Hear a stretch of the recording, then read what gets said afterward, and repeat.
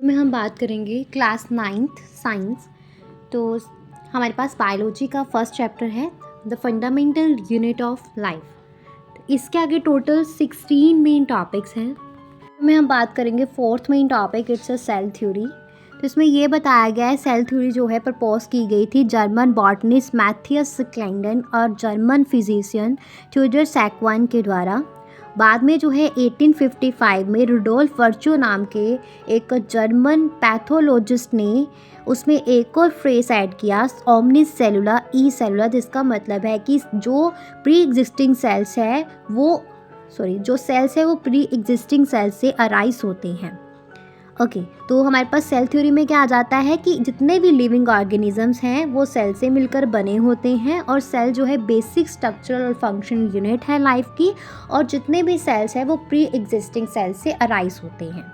Next इसके आगे एक सब टॉपिक है एक्सेप्शन ऑफ सेल थ्योरी, जिसमें ये बताया गया है कि वायरसेस जो है नॉन सेलुलर ऑर्गेनिजम्स हैं और इनके अंदर न्यूक्लियस नहीं होता है, साइटोप्लाज्म नहीं होता है, एंजाइम नहीं होता है, तो इसलिए ये अपनी लाइफ एक्टिविटी जो है don't perform any life activity, और ये मल्टीप्लाई करते हैं जबकि किसी की बॉडी के अंदर एंटर करते हैं तभी ये, ऐसे ये नॉन लिविंग है, जब किसी की बॉडी के अंदर एंटर करेंगे तभी ये लिविंग होंगे और उस बॉडी के अंदर जाकर ही ये न्यूट्रिशन लेंगे और फिर रैपिड ग्रो करेंगे।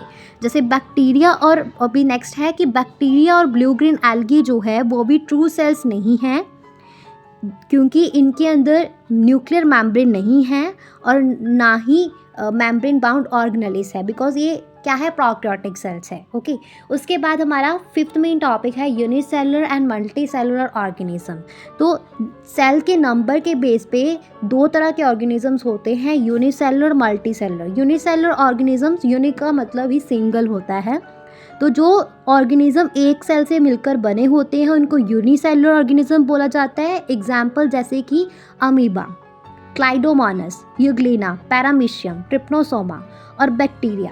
नेक्स्ट है मल्टी सेलुलर। मल्टी का मतलब बहुत सारे, जो ऑर्गेनिज्म बहुत सारे सेल से मिलकर बने होते हैं और बहुत सारे सेल्स मिलकर साथ में काम एक करते हैं, फंक्शन परफॉर्म करते हैं, उनको हम बोलते हैं मल्टी सेलुलर ऑर्गेनिज्म। जैसे फंजाई, प्लांट्स, एनिमल्स जो है मल्टी सेलुलर ऑर्गेनिजम्स हैं। ओके, अभी नेक्स्ट हमारा आ जाता है six main topic, prokaryotic and eukaryotic cell. अभी उसके बारे में बात कर लेते हैं थोड़ी सी। तो प्रोकैरियोटिक और यूकैरियोटिक सेल भी फर्दर दो उसके आगे सब टॉपिक्स हैं, प्रोकैरियोटिक सेल और यूकैरियोटिक सेल।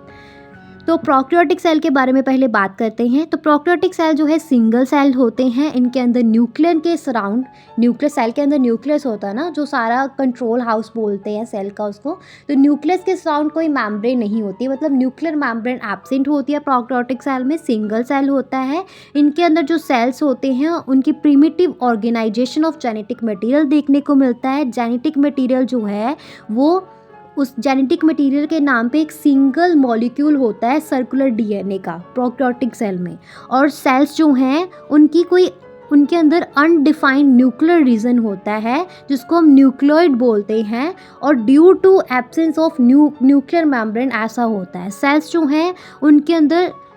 जो है this cells lack several cytoplasmic organelles, जैसे कि mitochondria, lysosome, endoplasmic reticulum, chloroplast, nucleolus. बहुत सारे फंक्शन जो हैं इन सेल्स के पूर्ली ऑर्गेनाइज्ड होते हैं, ऑर्गेनाइज्ड पार्ट्स ऑफ साइटोप्लाज्म। बहुत सारे इस सेल के फंक्शन जो है वो साइटोप्लाज्म में होते हैं। बैक्टीरिया, ब्लू ग्रीन एल्गी जो है वो एग्जाम्पल्स है प्रोकैरियोटिक सेल्स की। नेक्स्ट यूकैरियोटिक सेल्स की बात करते हैं। तो यूकैरियोटिक सेल जो है उनकी वेल डिफाइंड होता है। यूकैरियोटिक सेल में वेल डिफाइंड हमें न्यूक्लियस देखने को मिलता है, न्यूक्लियस के सराउंड न्यूक्लियर मेम्ब्रेन प्रेजेंट होती है। यूकैरियोटिक सेल के अंदर जितने भी ऑर्गेनिजम्स होते हैं जितनी भी ऑर्गेनेल्स होती हैं वो सारी मेम्ब्रेन बाउंड होती है, उनके सराउंड एक पर्टिकुलर मेम्ब्रेन होती है। और ये सेल्स जो हैं इनके अंदर जेनेटिक मटेरियल जो है वो दो या दो से ज़्यादा लीनियर डीएनए मॉलिक्यूल्स देखने को मिलते हैं इन द न्यूक्लियस। और ये जो है पर्टिकुलरली मतलब सराउंडेड बाय न्यूक्लियस जो है particularly surrounded by nuclear membrane. Next, ये जो सेल्स है वेल ऑर्गेनाइज्ड न्यूक्लियस है, well developed membrane bound organelles है, जैसे mitochondria, endoplasmic reticular, lysosomes, chloroplast, nucleolus, eukaryotic cells जो है वो प्लांट्स, एनिमल्स, फंजाई और प्रोटोजोन्स में पाए जाते हैं।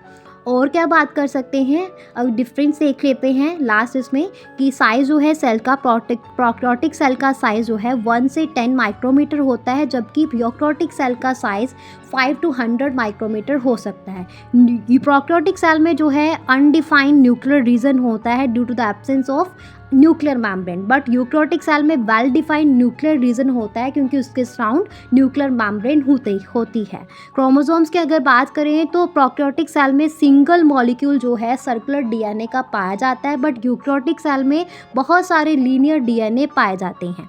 और प्रोकैरियोटिक सेल में जो है न्यूक्लियोलस एब्सेंट होता है, बट यूकैरियोटिक सेल में न्यूक्लियोलस प्रेजेंट होता है।